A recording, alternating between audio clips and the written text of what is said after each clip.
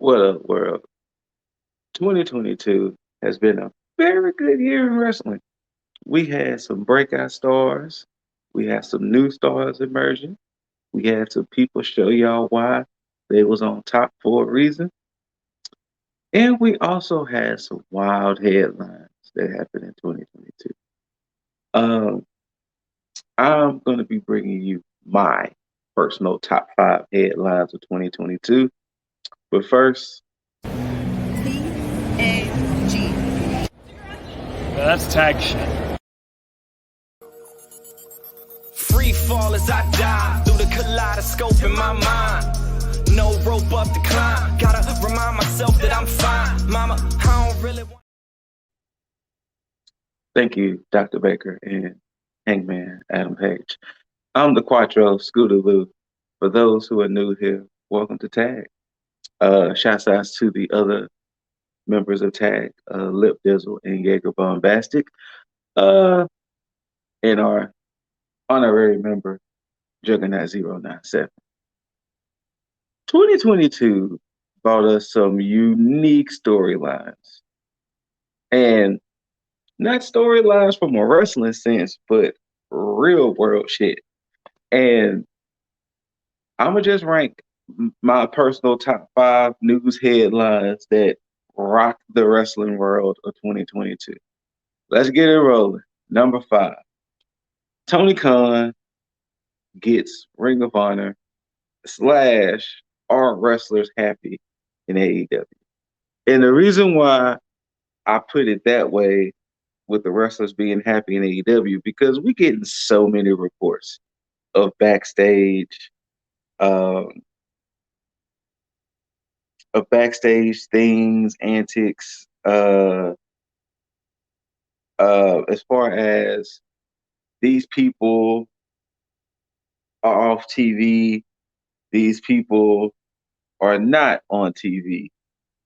We clearly see that um, these wrestlers are still there, but they're not being shown. Like Miro has kind of disappeared. For the longest, you had the whole saga with Malachi Black, and was he gonna return? Uh, I'll get to the other part later, but they have all of this talent, and it was just like, well, where did they vanish off to? And henceforth, which the other thing is, Tony Khan, quote unquote, saved Ring of Honor by buying it, and for as of now, he's been operating Ring of Honor within AEW. They had three pay-per-views. I know two for sure, but I think they had three pay-per-views since they was acquired by Tony Khan, and I'm assuming in 2023 he wants to officially separate them. And once again, I'm assuming he wants to officially separate Ring of Honor and AEW to where ROH is here, AEW is here, but for now they're all integrated, which made it kind of weird because then you started having the AEW talent getting the Ring of Honor things, a la Chris Jericho winning the Ring of Honor championship. You had Claudio winning the Ring of Honor championship. Um, you had like Daniel Garcia, Willa Yuta getting the Pure Championship. Um, you had FTR that had the ROH Tag Team Championships, but then they lost them back to the Briscoes. Like it was weird with the integration. Like same thing with the women's. You had Roxy, who's Roxanne Perez. She lost it. There was interim. Uh, Mercedes Martinez got it. Now Athena has it. So it's like when they make this definite switch, is Athena going to be officially just ROH? Is Claudio going to be officially just Ring of Honor? Are they going to be able to go back and forth? Like, what's going to be the definite line in the sand when it comes down to it? Because it's going to be unique that they could just, that if Ring of Honor purely has people, AEW purely has people, but then there'll be a group of people able to just go back and forth, kind of like when WWE did that wild card rule, which was, but I don't want it to turn into that personally. I don't want to turn into this batch of wrestlers can go between both because reasons. Um, so yeah, hopefully, I mean, good on Khan for saving Ring of Honor, buying Ring of Honor. I just want to know what resolution is going to happen with it later because we didn't get a clear outline this year. So hopefully we get something definite so that way we know Ring of Honor is here, AEW is here. And like I said, with the issues with the wrestlers, I've always personally, like I said, this is personal. I've always felt they were signing too many people. And no, I don't want to make it seem like they was signing the old WWE people or the old NXT people. Regardless of how you feel with that, talent is talent. It was the fact that too many was being taken on at once. And it was like, when are you going to have time necessarily for the homegrown talent? Because you're bringing in all of this new talent and you don't want the new talent to outshine your current talent. It just became really weird. So hopefully Tony and gang get it all taken care of in 2023. They can move forward with the Ring of Honor thing, acquiring new superstars thing. Get it all worked out. Number 4, Mandy Rose was the attraction. She been telling us the whole time that yeah, she was toxic attraction, but she was the main attraction. And the reason why this story is number 4 for me personally, it wasn't just the fact of she having a premium content site because it wasn't OnlyFans. I didn't do my research to see what site she was using or whatever, but it was all of it that entailed. It was the fact that they knew she had this fan site, uh, but I guess she started to up her content more to where it was more racy and more risque. And then it kind of was like, hey, yo, wait, ooh, ooh, ooh. Like I don't think she was getting nude or anything, but it was the fact that, when you see the wrestlers on TV this way, but then you're seeing a more sexier, naughtier side that's on this side, and you can't necessarily separate the two. It's like this is the same Mandy Rose that we're seeing on NXT TV every week, showing goods or whatever.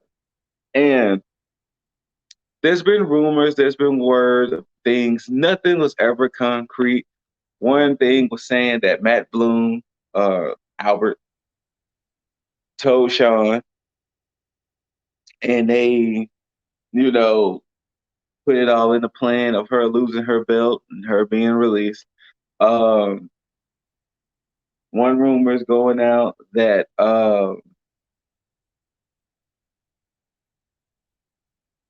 Mattel found out, and Mattel was like, "Hey, we can't have a superstar with a OnlyFans esque account. Y'all got to figure this out." Another rumor was going around that, well, from her own personal management, apparently Mandy Rose been banking since she got released. That she made like half a meal, and that she could be a self-made millionaire by Christmas. It's almost the new year, so Mandy Rose could be a self-made millionaire right now because apparently the the the the the subscriptions have gone up since she got released. Apparently, uh, another word was going out that she was making like a quarter mil a month type things. So it was all of these things that circled with her, and ultimately it led to her losing out on her legendary reign as NXT Women's Champion because she was approaching Shayna's record. Because I think Mandy was 413 days, and I want to say Shayna was like 423 or 4 something. So she was approaching Shayna's record as NXT champ. But unfortunately, this happened. And it was so ceremoniously taken from her. They couldn't even give her to New Year's Evil. It was that Roxanne won the Iron Survivor match that Sunday, and then that Tuesday, it was like boom, title match, boom, she loses, and it was like, that's how y'all gonna do it? Like she couldn't even get a theme show, like she couldn't. It couldn't be more special than that. Like, okay, that's cool. And then now, if you saw NXT this past week, now just seeing Gigi and JC, they have to act and talk as if it's just those two. Like, this is that weird thing with AEW, not sorry, with WWE, that they have to act like the other person doesn't exist. So yeah. Uh um but yeah, so we'll see what goes forward. We'll see if a new leader happens with Toxic Attraction. Is it gonna just stay JC and GG? We'll see. But ultimately we'll see what ultimately happens with Mandy. We will see if she goes back to wrestling, if she keeps up with her premium site, um, all of the above. Like we'll see all of that. We'll see what would ultimately be the fallout with all of this. And also, this even poses a bigger question that I've seen a couple little people throw out. Should wrestlers be allowed to have a OnlyFans or Patreons or anything like that where they offer bonus content? Because it seems to be getting people more in trouble than not. Then, of course, they have to deal with the fact of technically they are getting money on the side in a sense. So, I don't know. What are y'all thoughts ultimately with wrestlers having Patreons and OnlyFans and other premium sites and things like that? And ultimately, what was your thoughts with Mandy Rose and everything? Because once again, it was just so sudden, and it was just like, I peace, appreciate it, peace. Number 3 for me, curious case of Sasha Banks and Naya. Uh, so SmackDown was advertising. I think it was a 6-pack challenge for number 1 contendership of the SmackDown Women's Championship. It was supposed to be Sasha, Naomi. I forgot the 4 other women. Then we get the story. Oh, sorry. At the time, Sasha Banks and Naomi were the women tag team champions.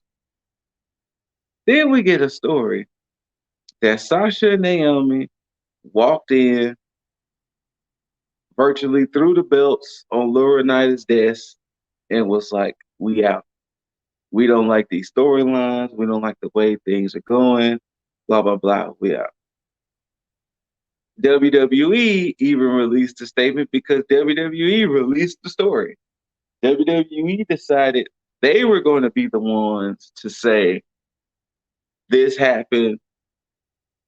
Sasha and Naomi did this, ABC, X, Y, and Z.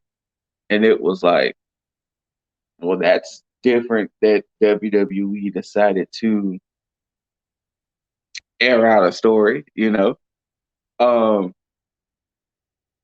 But nothing was ever fully concrete. Like to this day, all we've ever heard was WWE's side of things. We've heard different rumors, different insiders, but all we heard was WWE side. We haven't heard Sasha's side, nor have we heard Naomi's side. WWE controlled the whole thing. Um, of course, they were stripped, even though they gave up the titles. It took them months for them to do anything with the women's tag team championships, which I'll get to that later on. Um, but we saw Naomi and Sasha, in a sense, living life. They were in fashion shows, movie world premieres. Sasha has a CBD company that's thriving. Naomi been out there, Naomi and Sasha been out there, Sasha. Sasha even changed her name on Instagram and everything to Mercedes Bernardo, her real name. Um, the latest we had on this was uh, Sasha quietly worked on her release because we heard rumors that she was supposed to be at Wrestle Kingdom and she quietly worked on her release. And even from that, with Sasha, it's splintered because apparently Sasha, reports and rumors, nothing has been concrete. She wanted a deal to where she got the same money as Becky Lynch and Charlotte. I don't know if you truly been watching Sasha Banks in WWE, regardless of how you feel. Sasha Banks deserves the same money as Becky Lynch and Charlotte. I don't give a damn what y'all think or what y'all say. Sasha Banks deserves that money. I've been on record on this channel many a times to say Sasha Banks has given every woman in that company their best match. Maybe they might have better matches since, but their initial best match came with Sasha Banks. And there was word going around that said that Sasha was seen as a star that already peaked and that she wasn't going to get the same money as Becky and Charlotte. Damn. But word is, come January 1st, Sunday, Sasha's free to do whatever. So we'll see what happens. Ultimately, we'll see if Sasha gets her dream of wrestling in Japan because she's been wanting to do that for the longest. We still don't know the status of Naomi, whether she's released, whether they plan on bringing her back. We don't know. But I guess we can also see what happens when the Royal Rumble late January. We'll see. But that's been a curious case because literally since that moment on SmackDown, almost monthly, we've been getting just stuff about these two, mainly Sasha. And nothing has ever been confirmed, nothing has ever been concrete. We just don't know. We just don't know. Now, this next story, in any other sense, this should have been number one. This should have been number one. But number one was even wilder. CM Punk versus the Elite. Now, the weirdest thing about this whole situation, if we're looking at AEW as a whole, AEW seemed like it was this fun place to work. It was great. The atmosphere, the people, the management, everything was just mwah. The only time we ever had any stones being thrown at AEW was when Big Swole left and she was saying, Tony and the whole diversity thing, which sparked up a whole thing because many people was discrediting Big Swole, many people was on Big Swole's side, but it's been just stuff. It's just been stuff. But I want to say to date, that was the only thing negative really against AEW was the whole Big Swole diversity thing. Then, after All Out, CM Punk in the media scrum, he went on there and went off. He was talking about Colt Cabana. He threw some shots at Hangman. He threw some shots at the EVPs, Kenny Omega, Matt Jackson, Nick Jackson, Young Bucks. And he was just going in. Like, he went in so much that this overshadowed the pay-per-view.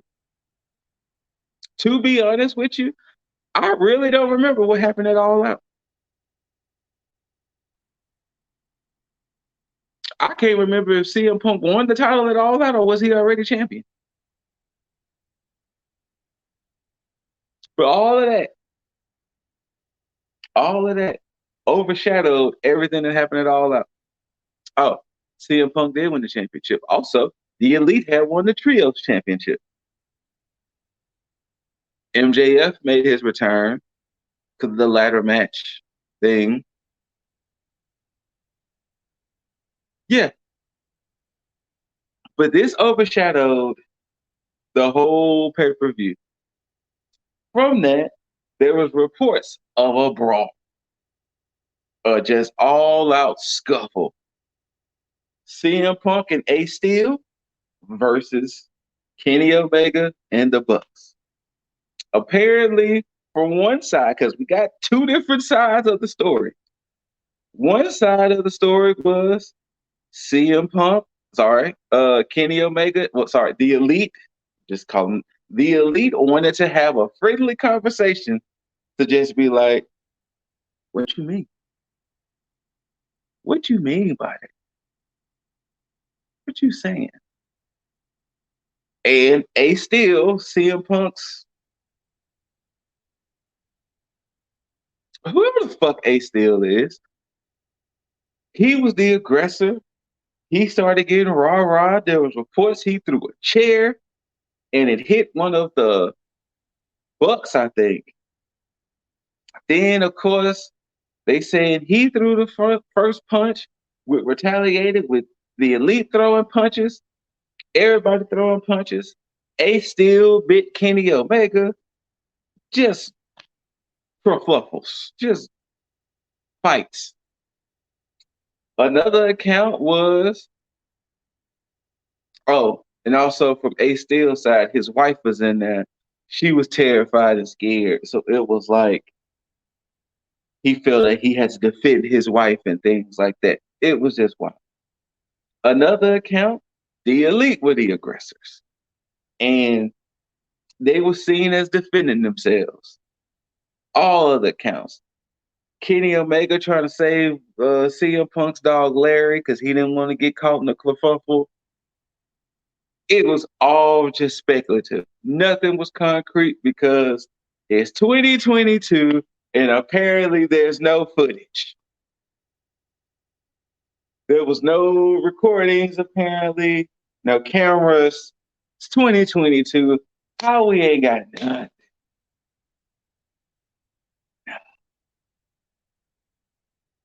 But Kenny Omega did appear. Well, I'm going to get there in a second. From that, essentially, Tony Khan announced it without announcing it that the World Championship and the Trios Championships were vacated. They were vacated and new champions needed to be crowned. So basically, that was kind of their cheeky way of saying, yeah, we did suspend CM Punk and the Elite. Then we saw that Kenny Omega appeared on a TV show in Japan, I think, and to where you could see on his arm, there was a bite mark. There was like bruising on his arm, and we was like, wow.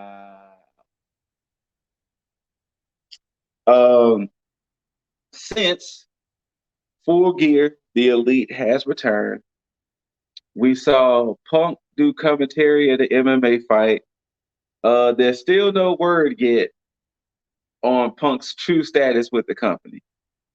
Uh, as we truly know, he's most likely still signed. Dax Harwood, who recently started a podcast, he basically made a plea that all four men get it together. That they get it together, that they work this out. Um, this could be bigger. This could be big for wrestling. Work this out. Let's move forward. Let's do this so that way we can show the generation coming that despite the BS, we was able to work things out. Personally speaking, I think it could be worked out. Keep Ace Steel away because Ace Steel throwing the chair and Ace Steel biting, which the bite is not alleged at this point, but him throwing the chair at one of the bucks. I can't remember which buck it was. Keep Ace Steel away because it would be on site with Ace Steel. Because you was too aggressive. And it'd be hands and feet every time we see each other. But I think they could work it out to where they can get it together. I don't think they necessarily have to be in the same room in the same spaces, but CM Punk can exist over here and the Elite can exist over here. Like their paths don't have to cross. I mean, let's be honest. Their paths don't have to cross. And if it does have to cross, I'm pretty sure they could be professional enough to work things out to where if they have to have a match, if there has to be a Kenny Omega versus Punk or some type of tag match, they could figure it out. But we don't have to say they have to be best friends and chummy. But I think it could be worked out. I think some prides and some egos can be set aside, and I honestly think this can be worked out and top that. Just keep Ace Steel away because if Ace Steel is really that aggressive and really that rah-rah, hands and feet every time I see him on site. But the wildness of that should have made that number one, but unfortunately, it wasn't. But before we get to number one, I didn't save it, but there are some honorable mentions to mention. We had the whole Andrade versus Sammy Guevara. As of now, we know Andrade had to get surgery because of an injury, but Andrade had a little scuffle. He had some words with Sammy Guevara, and Andrade got suspended, but not Guevara. But Guevara, I'm sorry, but currently Guevara is still on TV. Andrade's out nursing the injury, but it seemed like they kind of chose Andrade. I'm sorry, Guevara over Andrade, and same thing. We don't know Andrade's current situation. We know as of now he is still signed with AEW. Guevara versus Eddie Kingston.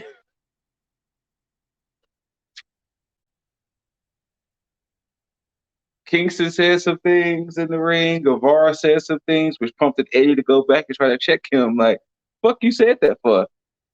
It was reported that he took a swing, blah, blah, blah. I want to say both men got suspended, but it really did seem like Kingston more got in trouble than Guevara did. But another big story that should have been on the top 5, but crazier things was happening. Like I said, this is for me. Cody Rhodes returning back to the WWE. Cody cut ties with AEW earlier in the year, and WrestleMania, Cody was Seth Rollins' mystery opponent. 2022 has been wild, yeah. Trying to think any other big honorable mentions that I could think of. WWE and the releases. Some of their releases was pretty wild earlier in the year. Like some of the talent they was letting go, and it was just like, yeah, you win. Y'all just gonna let everybody go. But when we get to number one, we'll see why. Uh, what else? What else? What else? Sorry, I don't know New Japan as well. I don't know some of the other companies, this and the third as well, but we're here. The number one wildest story of 2022. When Vince McMahon and Mr. McMahon merge. And y'all are probably like, huh? Vince McMahon, the human, and Mr. McMahon, the character, decided to meet face to face. And y'all probably still like, huh? Well, if you've been following WWE for the longest, Mr. McMahon was a wild boy. He was making people kiss his ass. He was doing some very misogynistic things with women. He had some wild storylines. He beat up both of his kids. He was cheating on his wife in front of his wife. Made Trish bark like a dog. Mr. McMahon was doing some wild stuff. He was a wild boy. And of course, you still had the businessman, Vince McMahon. But apparently, Vince McMahon was letting Mr. McMahon seep into real life. And y'all probably like, huh? Well, all of those releases that was happening from 2020 up until 2022 were kind of a result of an investigation WWE decided to launch. And from the investigation, Vince McMahon was suspended. He was temporarily relieved of his duties. And while this investigation was happening, Vince still got on TV. Like he got on, like literally when all of these allegations and things was coming out, he went, I want to say SmackDown was the first thing he appeared on. And it was like then, now, forever. Then he appeared on Raw because he was basically talking about, John Cena's 20-year celebration, blah, blah, blah. Then I want to say he appeared on that SmackDown too. I cannot remember. But he at least appeared on SmackDown and Raw. And it was like, well, this motherfucker bold. But from the investigation, it come to find out, I want to say, all in all, over $12 million was paid out to different women. I think 5 to 7 was paid out to like one woman alone. And it was all these different women Vince was so-called paying off throughout the years. Then, of course, people had to start digging up other stories.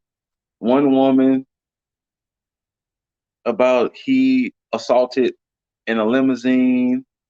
One woman was a former ref that he, did some things with. Like, it was just crazy. Like, it was hard to Google Vince McMahon and something good would come up. Vince McMahon could have announced that he had the cure for AIDS, and that would have got overshadowed. Vince McMahon could announce he had the cure for cancer, pediatric cancer, all type of cancers. He could cure every cancer. Nope, it was getting overshadowed with everything. Vince McMahon could have announced that, hey, I know how to end world hunger right now. Nope, overshadowed everything else. And it was nothing good. So from his suspension, uh everybody else was still there operating. Stephanie and Nick Khan were co-CEOs. They were kind of still operating with whatever storylines he had out, this, that, and the third. Laurinaitis and all these people were still like, it was still kind of moving business as usual. Um, then I want to say it was in July. One random day, Vince McMahon tweets, "I'm retiring." I'm sorry? Pardon? You retiring? Where is this coming from? If you know stories, many people have said Vince McMahon will die before he relinquishes control of the company. But he randomly tweets, "I'm retiring. Thank y'all for the memories. I'll see y'all when I see y'all." And once again, there's investigations and all that was going on. And from that, Stephanie and Nick Khan truly become co-CEOs. Triple H is now head of creative. Essentially, Laurinaitis got pushed out. I want to say Bruce Pritchard as well. Uh, Sean runs NXT while Trips does all of creative. And it feels different. It feels like a different WWE since Vince's retirement, because I'm put that in quotations for reasons. Um, and from that, Triple H started to bring back a lot of talent. Recently, Bronson Reed, Mia Yim. He brought back Hit Row, Sarah Logan, who is now Valhalla. Uh, Dakota Kai was recently brought back. EO was never, I don't think EO was officially released. Or I don't know if her contract ran out, but EO, Johnny Gargano, Candice LeRae, Dexter Loomis, Braun Strowman, Karrion Kross and Scarlett. Who else? Who else? Who else? I feel like there's everybody. Oh, Bray Wyatt. How can I forget Bray? I think I said Braun Strowman. But yeah, Triple H was going back and getting some of his children that were unceremoniously released before. Oh, Emma. But she was released before all of this. But Emma. But Trips was going back and getting some of his children that he helped cultivate in NXT that either didn't get a fair shot on the main roster or shouldn't have got released in the first place. But it's been feeling like a different WWE, and I want to say Triple H's first true pay-per-view was SummerSlam. Then from then on, it's been, trips at the ham. Like you could tell he was letting some of the storylines Vince and team had in place kind of play out. But I want to say SummerSlam on is when Trips truly took over. But now I'm pretty sure y'all probably wonder, why is this number one? It's Vincent McMahon. Like, regardless of how you feel about WWE, Vince is the figure to look at in wrestling. When you talk about wrestling, it's hard to not talk about Vince McMahon. And for Vince McMahon to just up and retire is wild. And the fact that he had mistresses all over that he was just paying off big money was wild. And What's even wilder about this is that about a week or so ago, reports come out that Vince is like, "Nah, fam, I'm gonna come back." Hmm? Huh? You gonna do what? Who's allowing this? Who approved this? Who's gonna? Huh? Yeah, I'm gonna come back. Um, we'll see how that goes. This is definitely an ongoing story at this point because I don't know if I want Vince back in control. I'm just being honest. But we'll see what happens in 2023. We shall see. We shall see if they welcome Vince back into the fold. But at the same time, too, they could always still call Vince to get advice. Like, he's still right there. But as far as him being at Raws and SmackDowns every week, running things, changing things on the fly, eh, I think you're good. I think you're good. But those are my personal top 5 stories of the year. What were y'all's? What were some of y'all's? What were some of y'all's crazy stories that involve wrestling? Because like I said, CM Punk and the Elite definitely would have been number one had it not been for the fact that Vince McMahon was going through his drama.